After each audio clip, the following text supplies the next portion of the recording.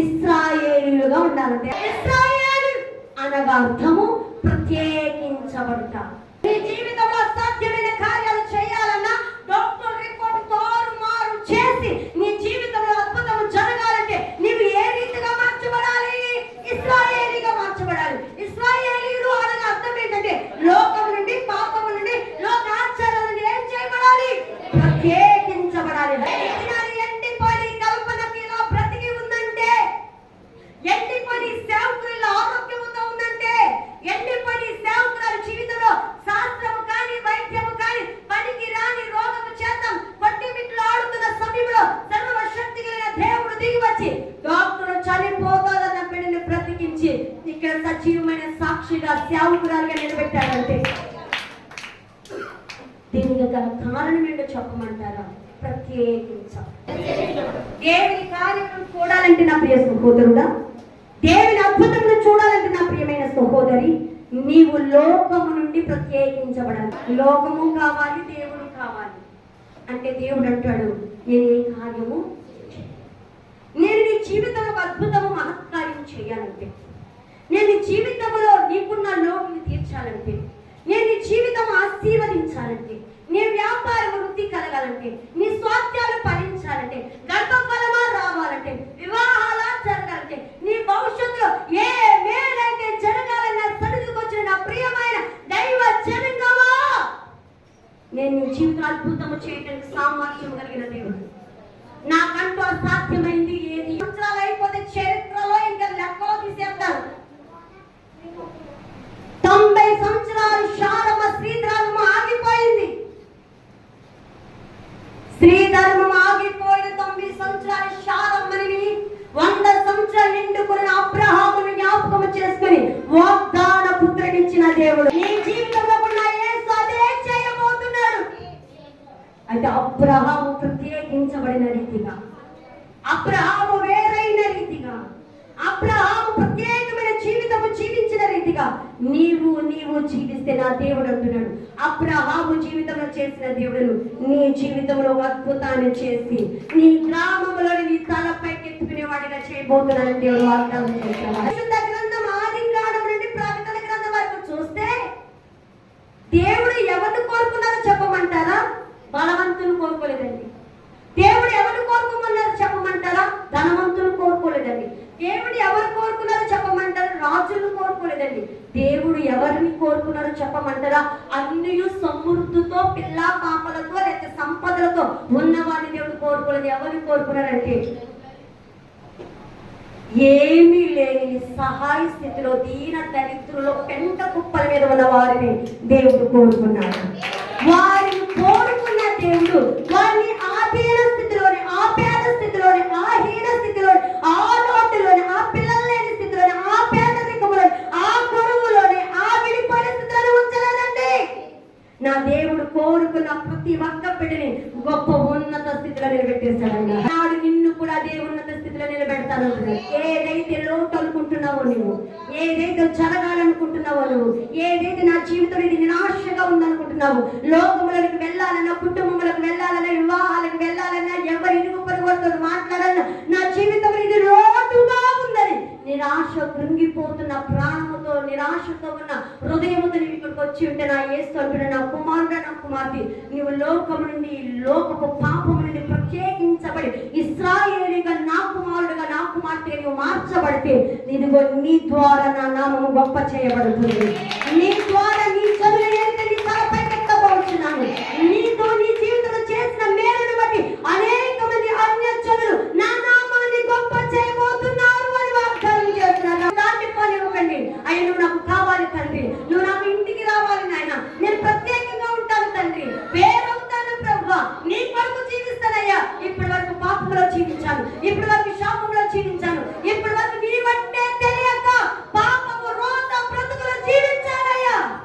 అనేకమైన సిగరెట్లు, పాములు, పేకట, గుట్కాలు, వ్యభిచారం, విగ్రహ ఆరాధన, అనేక విధాలుగా చెడిపోయి పడిపోయిన నా బ్రతుకుని నీ చేతికి అప్పగిస్తున్నానని ఎవరైతే దేవునికి సమర్పణ చేసుకుని పరిశుద్ధత కొరకు వేరవబోతున్నారు, నా యేసు వారి జీవితంలో అతి కొన్ని నెలల్లో అద్భుతం చేయబోతున్నారు. దేవుని కార్యమును చూడాలంటే దేవుని గొప్ప చేయబడాలంటే మొదటగా ఎలా ఉండాలి మనం అండి? ఇశ్రాయేలు అనగా ప్రత్యేకించబడి. ఇప్పుడు వారు మనస్తానుసరంగా మాట్లాడారు. పనుల్లోకి వెళ్ళి నేను అందుకనే చెప్తాను, భక్తిహీనులు 100 మంది 100 మాటలు మాట్లాడినా దేవుడు ఏమాత్రం బాధపడడండి. భక్తిహీనులు అంటే లోకస్తులు, భక్తిహీనులు అంటే దేవుని ఎరిగిన ప్రజలు. 100 మాటలు మాట్లాడిన లోకానుసరమైన మాటలు దేవుడు చెప్పానుసరమే తీరు. కానీ దేవుని ఎరిగిన బిడ్డ, ప్రత్యేకించబడిన బిడ్డ, దేవుని కార్యాల కొరకు ఎదురు చూస్తూ కనిపెడుతున్న బిడ్డ మాత్రం ఆ భక్తిహీనుల్లో 99 మాటలు మాట్లాడారు కదండి, 100వ మాటని మాట కలిస్తే మాత్రం దేవుడు ఎంతో దుఃఖపడతాడంట. ఎందుకో చెప్పమంటారా? దేవుని దృష్టిలో నువ్వు ఉన్నావు కాబట్టి, దేవుడు నీ ద్వారా తన నామాన్ని గొప్ప చేయాలని ఆశ కలిగి ఆయన ఉన్నారు కాబట్టి, నా కొడుకు ఎప్పటికప్పుడే పరిశుద్ధంగా ఉంటాడు, నా కొడుకు ఎప్పటికప్పుడే పవిత్రంగా ఉంటాడు, నా కూతురు ఎప్పటికప్పుడే ప్రత్యేకంగా ఉంటుంది, నా కూతురు నా కొరకే జీవిస్తాడు, నా కూతురు నా కొరకే మాట్లాడుతుంది, నా కూతురు నా కొరకే ఆలోచిస్తాడు, నా కొడుకు నా కొరకే జీవిస్తాడు, నా కూతురు నా కొరకే తన బ్రతుకు జీవితాన్ని త్యాగం చేస్తుందని దేవుడు ఎదురు చూస్తున్న సమయంలో నీవు లోకస్తుడిగా జీవిస్తే దేవుడు చాలా దుఃఖపడతారంట. చేయవలసిన కార్యం నీ గుమ్మం వరకు వచ్చి నీలో ఉన్న భక్తిహీనతను చూడగానే ఆ కార్యం అంటే వెంటనే వెనక్కి వెళ్ళిపోతుంది. కాబట్టి మనందరం దేవుని కార్యాలు చూసి దేవుని నామం ద్వారా గొప్ప చేయబడాలంటే మొదటగా ఇశ్రాయేలుగా మార్చబడాలి. రెండో అంశం చూస్తే షాలోమ్. ఏంటమ్మా చెప్పాలి? మూడో అంశం ఏమన్నాను? సియోను. మొదటిది ఏంటి? ఇశ్రాయేలు. ఇశ్రాయేలు అనగా ప్రత్యేకించబడు, సియోను అనగా పరిశుద్ధపరచుట.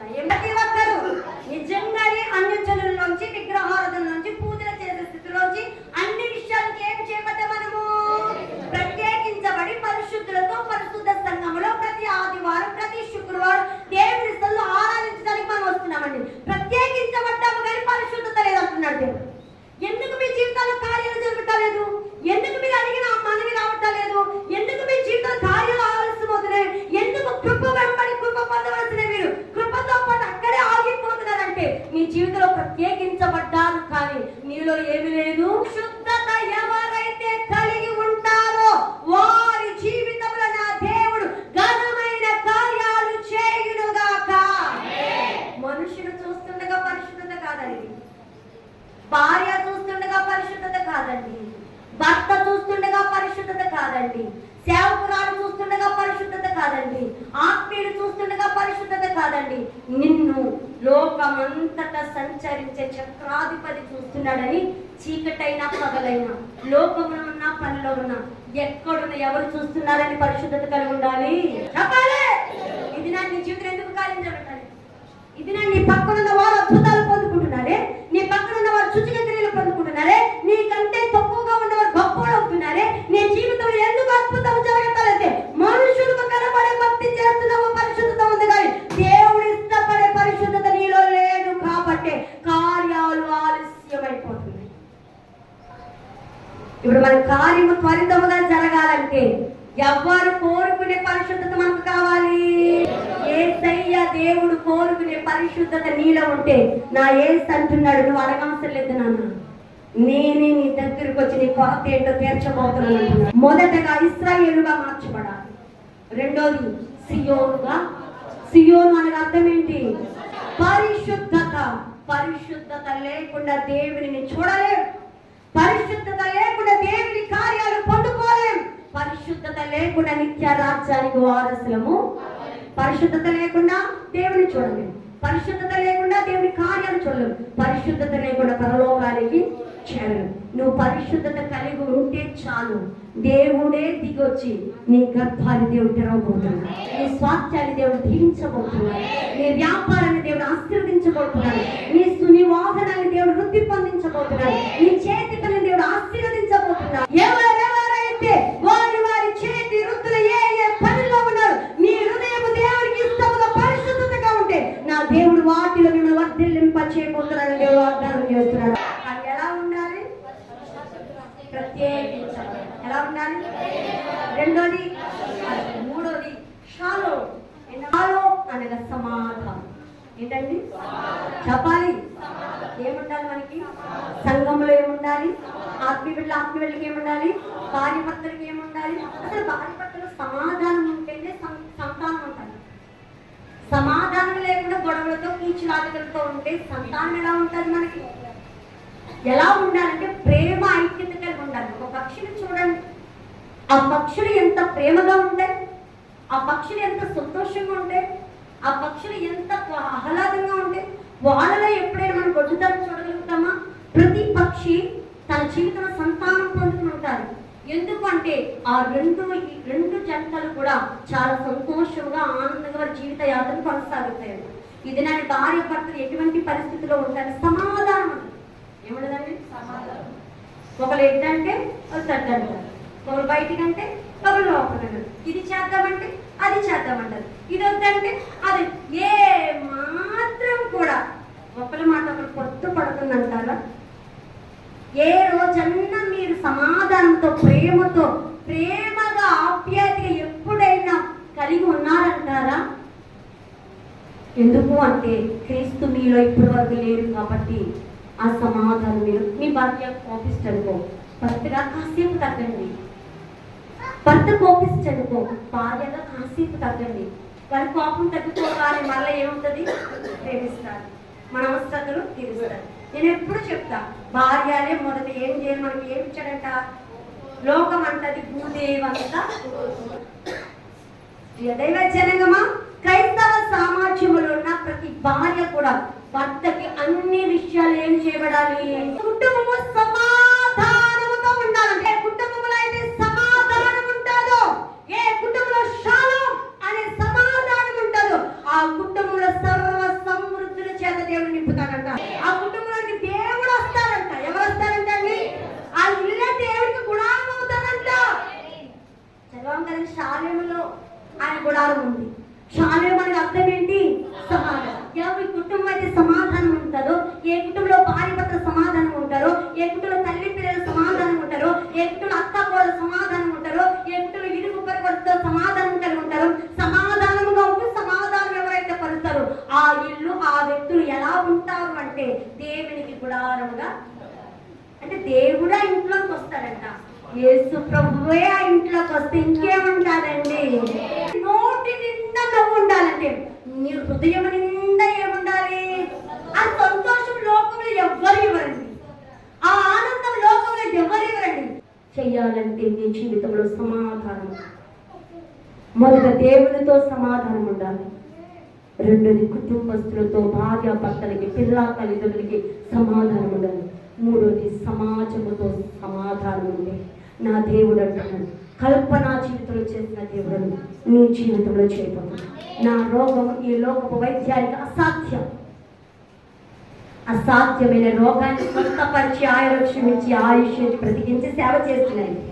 నీది అసాధ్యం అనుకుంటున్నావేమో, నా దేవుడికి నీ సమస్య సాధ్యమే అంటున్నాడు.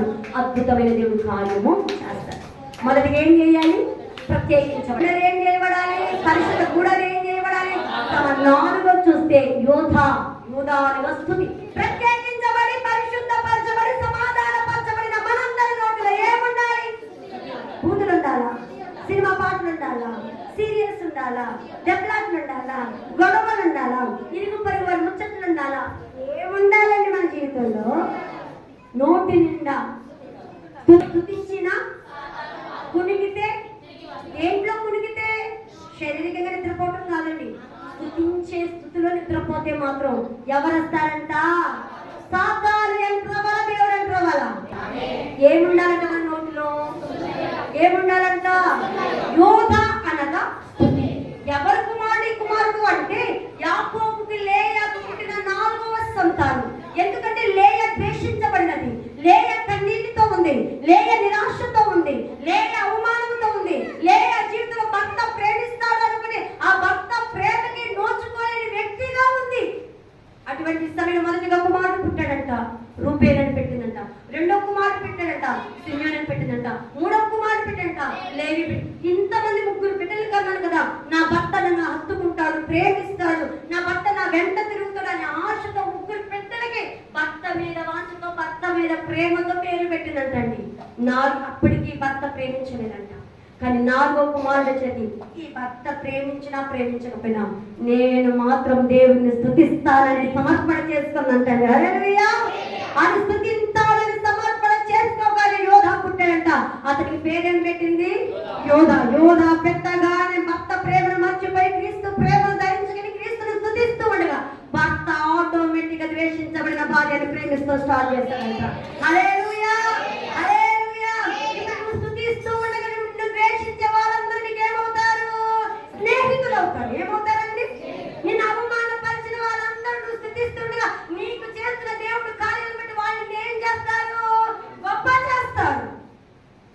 నీ నోట్లో ఏముండాలి? అరణ్యంలో ఉన్న దావీదు దేవుడు స్తుతించాడట. అరణ్యం అనగా శ్రమ. అరణ్యం అనగా ఏంటండి? అరణ్యం అనగా ఏంటండి? తండ్రి నుంచి వచ్చిన మా సహోదరులు ఇద్దరు శ్రమ, శోధన, నింద, వేదన ఎవరు తీర్చలేదు. డాక్టర్లు తీర్చలేండి, బంధువులు తీర్చి, చివరికి భార్య భర్తలు కూడా సమస్యలు తీర్చుకోలేదు. ఆ సమస్యతో మీరు ఇక్కడికి వచ్చారు. మీతో దేవుడు అంటున్నాడు, మీరు నా నామాన్ని స్తుతించండి చాలు. మీరు ఏ మనస్సులో పెట్టుకోకండి. ప్రత్యేకించబడండి, లోకం నుండి పాపం నుండి ప్రత్యేకించబడండి, మీ అన్య ఆచారాల నుంచి ప్రత్యేకించబడండి. నేనే దేవుడిని నమ్మండి, నా సన్నిధిలో కూర్చోవండి, పరిశుద్ధత కలిగి ఉండండి. సమాధానం, భార్య భర్త ఇరువురిలో సమాధానం లేదని దేవుడు మాట్లాడుతున్నాడు. ఎప్పటికీ మీ ఇద్దరు కాసేపు ఉంటారు తప్ప కాసేపు ఇద్దరు కూడా పాము మింగిసు ఈ టైప్ లో మాటలు పదికే స్థితి లేదు. ఇప్పుడు మీ ఇద్దరికి ఏముండాలంట? చెప్పాలి, ఏముండాలి? సమాధానం. సమాధానంతో పాటు ఏది ఆలోచించుకుని స్తుతిస్తే, మీకు ప్రార్థన రాకపోయినా మీ నోట్లో స్తుతిస్తే చాలట. దగ్గర అడిచిన కొన్ని నెలల్లోని గొప్ప శుభవార్త మీ గుడిలో వెళ్ళిపోతున్నాడు. ఏం చేయబడాలి? స్తుతించాలి. ఏం చేయాలండి? ఇప్పుడు శ్రమక్క, ఇప్పుడు బాధక్క, ఇప్పుడు నిందక్క, ఇప్పుడు అవమానం అక్క అంటున్నావా? ఈ అవమానంలోనే, నిందలోనే, శ్రమలను స్తుతించు. ఈ అవమానంలోని, నిందలోని, అవమానంలో స్తుతిస్తుండగా అవమానం నిన్ను హెచ్చించబోతుంది.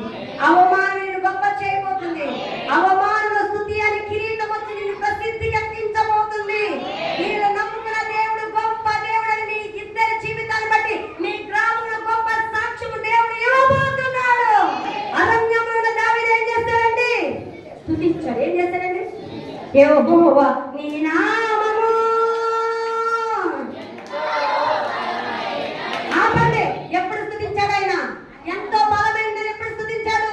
అరణ్యంలో ఉండగా. చెప్పండి, ఎప్పుడు స్తుతించాడండి? చెప్పాలి. యెహోవా నీ నామము ఎంతో ఎంతో ఘనమైన. ఆయన నామము బలమైనది. ఆ నామము, ఆ ఘనమైన నామము, ఘనమైన కార్యాలు నీ జీవితంలో చేసి, ఆ ఘనమైన నామం నీ జీవితం ద్వారా, నీ కుటుంబం ద్వారా దేవుడు కార్యాలు చేసి ఆయన నామాన్ని గొప్ప చేయాలంటే మొదట నీవు ప్రత్యేకించబడాలి. ఇశ్రాయేలుగా మార్చబడాలి, అనగా ప్రత్యేకించబడిన జనాంగంగా మార్చబడాలి. రెండోది ఏం చేయబడాలి? పరిశుద్ధతగా జీవించాలి. మూడోది ఏం చేయాలి? కొట్లు ఆడుకుంటూనే ఉన్నాం. ఇప్పుడు నుంచి మన గణపులు ఏమి వినబడాలి? ప్రేమ గల మాటలే తప్ప గొడవల మాటలకి వినబడటానికి వీలు లేదు. నాలుగోది ఏంటంటే, నీతిస్తుడైన దేవుని ముఖం వెనుక చూసి నువ్వు పని ప్రారంభించు. నీతిస్తుడైన దేవుని సన్నిధిలో ఒక చిన్న ప్రార్థన చేసి నీ పనులలోకి మొదలు పెట్టు. నా దేవుడు ఆశీర్వాదం నీ ముందుకు తీసుకురాబడ్డాడు. నేను ఒక దూత వస్తాదంట, నీ దగ్గర నిలబడతాడు. ఏం చేస్తాడంట? ప్రతి దినము తెల్లవారుజాము ఇద్దరు దూతలు ఉంటారు. ఒక దూత ఏమో మీ స్థుతిని పట్టుకెళ్తాడు, ఒక దూత ఏం చేస్తుంది? జవాబుని. ఒకలేమో మొర్రకెళ్తారంట, ఒకలేమో జవాబు తీసుకొస్తారు. ఈ మొర్ర పెట్టే దూత అంతా అంత మాల ఖాళీ ఉండదంటే ఎవరికట్టం ఏమన్నదంటండి? చెప్పాలి. అంత మాల తిరిగినట్లే ఉంటుందంట. ఎందుకంటే మానవులు అడిగే స్థితి ఇంత లిస్టు, లిస్టుల మీద లిస్టులు ఇచ్చేది. ఈ దూత ఏమైపోతుంది? ఈ దూత అనుకుంటుంది ఈ మానవులకి ఆశ, అసలు అత్యాశ తీరుతుంది. ఈ దూత ఏం చేస్తుంది? నెమ్మదిగా వస్తుందంట. ఈ మొరపెట్టే దూత ఏం చేస్తుంది?